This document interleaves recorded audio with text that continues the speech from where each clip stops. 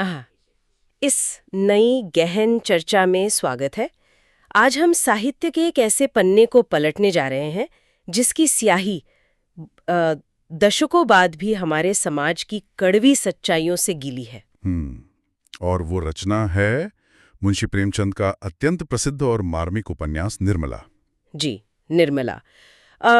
हम सब इस मूल कहानी से काफी हद तक परिचित हैं कि कैसे एक खुशहाल लड़की की जिंदगी अचानक पलट जाती है। बिल्कुल, पिता की अचानक मौत और फिर कैसे उसकी शादी टूटती है। हाँ, और कैसे उसे एक अधेड़ उम्र के व्यक्ति मुंशी तोताराम से ब्याह दिया जाता है। लेकिन आज का हमारा मिशन सिर्फ कहानी को दोहराना नहीं है। सही कहा, आज का उद्देश्य कुछ और ही है। मतलब आज हमें उन मनोवैज्ञानिक परतों को उधेड़ना है, उन अंधेरे कोनों में झांकना है जहां दहेज प्रथा, बेमेल विवाह और इंसान के मन का खोखला शक एक हंसते खेलते परिवार को पूरी तरह तबाह कर देता है। ये एकदम सटीक बात है। अगर हम इस रचना का गहराई से विश्लेषण करें तो ये केवल एक महिला की पीड़ा का आख्यान नहीं है, बल्कि ये तत्कालीन सामाजिक व्यवस्था और पारिवारिक संस्था के भीतर पनप रही सड़ांध का एक जीता जागता दर्पण है। सच कहूं तो हम अक्सर इस कहानी को पढ़ते हुए निर्मला के प्रति सहानुभूति से भर जाते हैं, जो कि बहुत स्वाभाविक भी है। स्वाभाविक है, लेकिन प्रेमचंद का असल उद्देश्य हमें उस व्यवस्था के प्रति क्रोधित करना है जो ऐसी त्रासदियों को जन्म देती है। बिल्कुल, जब समाज के बनाए नियम और आर्थिक मजबूरियां मानवीय संवेदनाओं को निगलने लगती हैं, तब तबाही तो सुनिश्चित है। तो चलिए इसी तबाही की पहली ईंट से इस चर्चा को शुरू करते हैं। हम सब जानते हैं कि कहानी की पृष्ठभूमि में निर्मला एक बेहद सुंदर, समझदार और संस्कारी लड़की है। जी, और उसके पिता एक बहुत ही ईमानदार वकील हैं। हाँ, सब कुछ बहुत बढ़िया चल रहा था। शादी एक अच्छे और पढ़े लिखे युवक से तय हो गई थी। लेकिन शादी से कुछ दिन पहले ही अचानक पिता की मृत्यु हो जाती है। और यहीं से आता है कहानी का पहला मोड़। पिता के गुजरते ही घर में कमाने वाला कोई नहीं बचता। परिवार गहरे आर्थिक संकट में आ जाता है। और जिस लड़के से निर्मला की शादी तय हुई थी, उसका परिवार तुरंत रिश्ता तोड़ देता है। अब यहाँ एक सवाल उठता है। क्या सवाल? क्या हम उस लड़के के पिता को सिर्फ एक लालची और क्रूर इंसान मानकर खारिज कर सकते हैं? या फिर ये उस समय की एक बहुत ही ठंडी व्यवहारिक आर्थिक सच्चाई थी? ये एक बहुत ही विचारणीय दृष्टिकोण है। हम उस चरित्र को खलनायक कह सकते हैं, लेकिन वो भी तो उसी व्यवस्था का हिस्सा था ना? बिल्कुल, वो खलनायक इस पितृसत्तात्मक और पूंजीवादी व्यवस्था की ही उपज था। 19वीं सदी के अंत और 20वीं सदी की शुरुआत के भारतीय समाज में महिलाओं के पास संपत्ति का कोई अधिकार नहीं था। कोई अधिकार नहीं था, हाँ। एक लड़की का पूरा भविष्य, उसकी पूरी सुरक्षा सिर्फ और सिर्फ उसके पिता की आर्थिक हैसियत पर निर्भर करती थी। मतलब पिता की मृत्यु का अर्थ सिर्फ एक साये का उठना नहीं था। जार का एक क्रूर लेकिन बहुत ही सामान्य नियम था।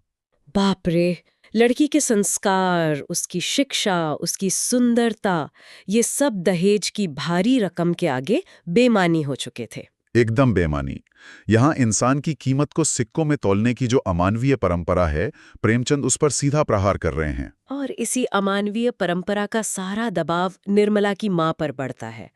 और एक माँ जो अपनी जवान होती बेटी को घर में बैठी नहीं देख सकती, क्योंकि उस समय समाज इसे एक बहुत बड़ा कलंक मानता था। लड़कियों की जल्दी शादी करना बहुत जरूरी माना जाता था। और इसी हड़बड़ी और घबराहट में मजबूरी का विवाह होता है, मुंशी तोताराम का प्रवेश होता है। अगर हम आज के मुहावरों में बात करें तो तोताराम का किरदार अपने आप में खतरे की घंटियों की एक पूरी दुकान था। लाल झंडियां ही लाल झंडियां थी वहां। बिल्कुल, एक ऐसा अधेड़ उम्र का वकील जो निर्मला के पिता की उम्र का है, जिसकी पहली पत्नी गुजर चुकी है और जो 3 जवान बेटों का पिता है, मनसाराम, जियाराम और सियाराम। हाँ। लेकिन निर्मला की चिंतित मां को लगता है कि बिना दहेज के ये रिश्ता कम से कम एक सुरक्षित छत तो दे ही देगा। मैं सोचती हूँ, क्या उस समय के समाज में एक विधवा मां के पास सचमुच कोई और विकल्प नहीं था? दुर्भाग्य से बहुत कम विकल्प थे, और जो थे वो सामाजिक रूप से इतने निंदनीय थे कि कोई भी इज्जतदार परिवार उन्हें अपनाने की हिम्मत नहीं जुटा सकता था। मुंशी तोताराम का ये प्रस्ताव एक तरह का बचाव लग सकता है, लेकिन मनोवैज्ञानिक स्तर पर यह एक बहुत बड़ा धोखा था। ये पूरी तरह से एक बेमेल विवाह था। तोताराम भली भांति जानते हैं कि वे निर्मला के लिए किसी भी दृष्टिकोण से योग्य नहीं है। बिल्कुल, ये बेमेल विवाह सिर्फ उम्र के अंतर का मुद्दा नहीं है, ये दो अलग अलग पीढ़ियों, दो अलग अलग मानसिकताओं और दो बिल्कुल भिन्न ऊर्जाओं को जबरदस्ती एक ही पिंजरे में बंद करने का भयानक प्रयोग था। और इस प्रयोग की सबसे बड़ी कीमत स्वयं निर्मला को चुकानी पड़ी। लेकिन यहाँ निर्मला के चरित्र की जो बात मुझे सबसे ज्यादा हैरान करती है वो है उसका समर्पण। वो हार नहीं मानती। नहीं, बिल्कुल नहीं। वो ससुराल पहुंचकर अपने भाग्य को कोसने के बजाय बहुत दयालुता से पेश आती है। उस घर को अपना बनाने की पूरी कोशिश करती है। वो तो ताराराम के तीनों सौतेले बच्चों को सगी माँ जैसा प्यार देती है। यहीं हम आधुनिक चश्मे से ऐतिहासिक पात्रों को देखने की गलती कर बैठते हैं कई बार। मतलब निर्मला का वो समर्पण उसकी कमजोरी नहीं बल्कि उस युग की महिलाओं की एक अनिवार्य रणनीति थी, जीवित रहने की रणनीति।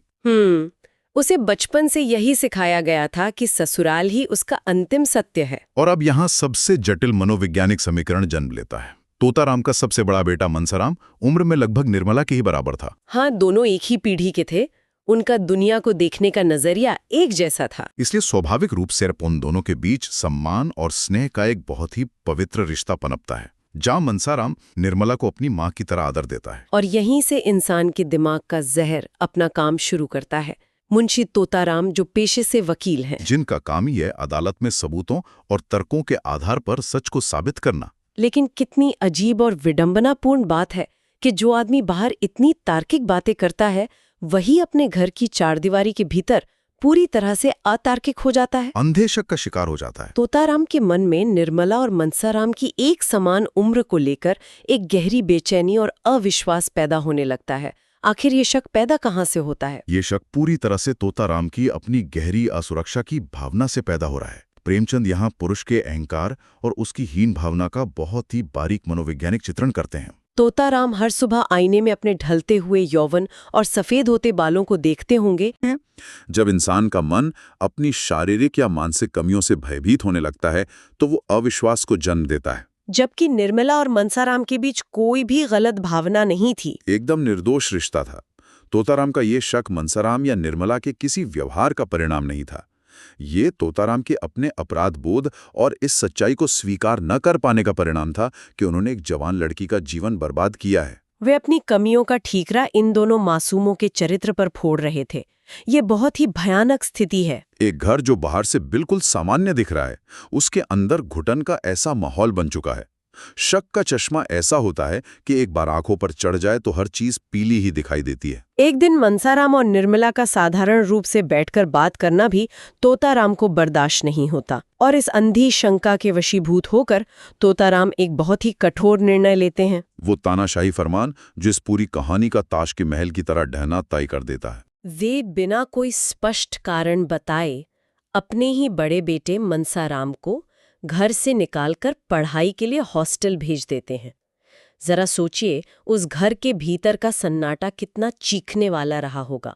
ये वो क्षण है जहां पारिवारिक व्यवस्था पूरी तरह से टूट जाती है। तोताराम का ये निर्णय एक पिता का निर्णय नहीं था, बल्कि एक असुरक्षित और डरे हुए पुरुष का निर्णय था। इस एक फैसले ने पूरे परिवार की बुनियाद को हिलाकर रख दिया। निर्मला इस बात को अंदर तक महसूस करती है। उसे ये चुभ जाता है कि शायद उसके कारण ही मनसाराम को घर से निकाला गया है। वो बहुत संवेदनशील थी। वो तुरंत समझ जाती है कि इस निष्कासन का असली कारण तोताराम का वही गंदा और निराधार शक है। ये अपराध बोध उसे अंदर से खोखला करने लगता है। और दूसरी तरफ हमें मनसाराम की उस भयानक स्थिति पर भी बात करनी चाहिए। हॉस्टल की वो जिंदगी कोई सामान्य छात्र जीवन नहीं था। वो एक मनोवैज्ञानिक निर्वासन था। एक जवान लड़का जिसे बिना किसी गलती के, बिना किसी सुनवाई के सजा दे दी गई हो, वो हॉस्टल में बहुत अकेला महसूस करता है। उसके ही पिता ने उस पर जो मौन और अघोषित आरोप लगाया था वो इतना भारी था कि मनसाराम मानसिक रूप से टूट जाता है। वो खुद को नितांत अकेला, अपमानित और अवांछित महसूस करता है। यहाँ मुझे हमेशा ये सवाल परेशान करता है कि मनसाराम ने बगावत क्यों नहीं की? उसने अपने पिता से सीधे सवाल क्यों नहीं किया? ये बहुत महत्वपूर्ण बिंदु है। मनसाराम की खामोशी उस समय के पारिवारिक संस्कारों और पिता की सत्ता के खौफ को दर्शाती है। उस दौर में पिता के सामने आवाज उठाना लगभग असंभव था, भले ही पिता कितना भी गलत क्यों न हो। मनसाराम की त्रासदी ये है कि वो अपने पिता का सम्मान करता है, लेकिन पिता ने उसकी निष्ठा पर जो प्रश्न चिन्ह लगाया है वो उसकी आत्मा को मार देता है। और मानसिक अवसाद जब बहुत गहरा हो जाता है तो शरीर उसका साथ छोड़ने लगता है। वो गंभीर बीमारी का शिकार हो जाता है। मनसाराम का शारीरिक रूप से बीमार पड़ना दरअसल उसके उस मानसिक घुटन का ही परिणाम था जो हॉस्टल की 4 दीवारी में उसे रोज मार रही थी। वो बीमारी महज एक बहाना थी। असल में मनसाराम उस घर, उस शक और उस अपमानजनक जिंदगी से हमेशा के लिए भाग जाना चाहता था। और ये भागना मृत्यु के रूप में सामने आता है। एक के बाद एक त्रासदी का ये डोमिनो इफेक्ट शुरू हो जाता है। जब तक तोताराम की आंखें खुलती हैं, उन्हें अपनी गलती का एहसास होता है और वे उसे वापस घर लाते हैं, तब तक बहुत देर हो चुकी होती है। मनसाराम की मृत्यु हो जाती है। उस जवान बेटे की अर्थी जब घर से उठती है तो वो केवल एक शरीर की विदाई नहीं थी, वो उस परिवार के शांतिपूर्ण अस्तित्व की हमेशा के लिए विदाई थी। मनसाराम की मृत्यु उस पूरी श्रृंखला प्रतिक्रिया का सबसे दर्दनाक हिस्सा है। इसके बाद निर्मला की मानसिक स्थिति पूरी तरह चरमरा जाती है। मनसाराम की मौत के बाद निर्मला खुद को पूरी तरह दोषी मानने लगती है। उसे लगता है कि अगर उसका जन्म ही न हुआ होता या उसकी शादी तोताराम से न हुई होती तो शायद आज ये नौजवान जिंदा होता। ये अपराध बोध का एक ऐसा बोझ था जिसका कोई इलाज, कोई दवा इस दुनिया में नहीं थी। और ये सिर्फ निर्मला के पतन की शुरुआत नहीं थी। घर का दूसरा बेटा जियाराम, जो अब तक कहानी में बहुत खामोश था, अब वो ज्वालामुखी की तरह फटने को तैयार था। मनसाराम की मौत के बाद घर का शांतिपूर्ण माहौल पूरी तरह खत्म हो जाता है। बिल्कुल, जियाराम मनसाराम की तरह खामोश रहकर सहने वाला नहीं था। वो बहुत अच्छी तरह समझ चुका था कि उसके बड़े भाई की मृत्यु कोई प्राकृतिक घटना नहीं थी। वो अपने पिता को भाई की मौत का जिम्मेदार मानता है। जियाराम का वो दुख बहुत जल्दी एक भयंकर गुस्से और विद्रोह में बदल जाता है। क्या हम जियाराम के इस विद्रोह को नई पीढ़ी द्वारा पुरानी पीढ़ी के पाखंड और तानाशाही को पूरी तरह से नकारने के रूप में देख सकते हैं? निश्चित रूप से। जियाराम का विद्रोह सिर्फ एक बिगड़े हुए लड़के की कहानी नहीं है। ये उस घर के सड़ चुके नैतिक ढांचे के खिलाफ एक सीधी बगावत है। जियाराम देखता है कि जिस पिता ने परिवार को सुरक्षित रखने के नाम पर एक निर्दोष भाई की बलि चढ़ा दी, उस पिता के बनाए हुए नियमों का पालन करने का कोई अर्थ नहीं है। गालियां और ताने अब उस घर की दिनचर्या बन गए थे। दुख और गुस्से में जियाराम गलत रास्ते पर निकल पड़ता है। वो चोरी और झूठ का सहारा लेता है। एक दिन वो हद पार कर देता है और अपने ही घर से पैसे और सामान चुराकर भाग जाता है। ये कितनी बड़ी विडंबना है। मुंशी तोताराम ने जिस दौलत और झूठे सम्मान को बचाने के लिए अपने घर में शक की दीवार खड़ी की थी, उनके अपने ही खून ने उस दौलत को लूट लिया। तोताराम अब एक ऐसे सेनापति की तरह रह गए थे जिसकी अपनी ही सेना ने उसे युद्ध के मैदान में निहत्था और अकेला छोड़ दिया हो। ये प्रेमचंद की लेखनी की सबसे बड़ी ताकत है। वे दिखाते हैं कि कर्मों का फल किसी अगले जन्म में नहीं बल्कि इसी जीवन में कैसे मिलता है। लेकिन इस पूरे घटनाक्रम में सबसे ज्यादा त्रासदी अगर किसी के साथ हुई तो वो निर्मला थी।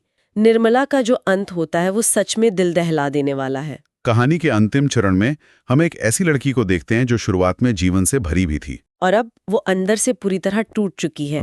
पति का वो गंदा शक, सौतेले बेटे की मौत का कभी न मिटने वाला अपराध बोध, घर के रोज रोज के झगड़े और ऊपर से समाज के चुभते हुए ताने जो हर दिन उसे ये याद दिलाते थे कि वो मनहूस है। इन सब ने निर्मला को अंदर से पूरी तरह खोखला कर दिया था।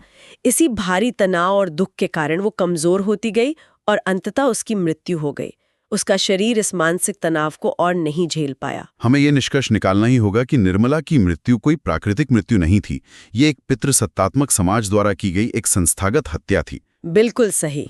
इस पूरी गहन चर्चा के बाद जो तस्वीर उभर कर सामने आती है वो बहुत ही स्पष्ट है। ये कहानी हमें सिखाती है कि कैसे कुछ गलत परंपराएं सब कुछ नष्ट कर सकती हैं। हमने देखा कि कैसे 3 अलग-अलग लेकिन एक दूसरे से जुड़ी हुई बुराइयों ने मिलकर काम किया। दहेज प्रथा, बेमेल विवाह और शक। इन तीनों ने मिलकर एक हंसते खेलते परिवार को शमशान बना दिया। प्रेमचंद हमें इस कहानी के माध्यम से एक बहुत ही स्पष्ट और कठोर चेतावनी देते हैं। जब तक समाज महिलाओं को उनका उचित सम्मान और अधिकार नहीं देता, ऐसी त्रासदियां होती रहेंगी। बहुत ही सटीक विश्लेषण। तो चलिए इस विचार मंथन को यहीं विराम देते हैं। हमने आज निर्मला के दुख, उसके मानसिक पतन और समाज की क्रूरता को बहुत करीब से देखा। जी बिल्कुल। लेकिन चर्चा समाप्त करने से पहले एक गहरा सवाल मैं छोड़ना चाहूंगी जिस पर हम सभी को विचार करना चाहिए। कहानी तो कई दशक पुरानी है, लेकिन आज के इस आधुनिक युग में भी क्या हमने सचमुच दहेज के लालच, रिश्तों में बेमेलपन और शक जैसी मानसिक कुरीतियों से पूरी तरह आजादी पा ली है? ये सोचने वाली बात है। या फिर आज भी ये बुराइयां किसी न किसी नए रूप में हमारे समाज में छिपकर मासूम जिंदगियों को अपना शिकार बना रही हैं? इस अंतिम उत्तेजक विचार पर जरूर गौर कीजिएगा। सुनने के लिए बहुत बहुत धन्यवाद।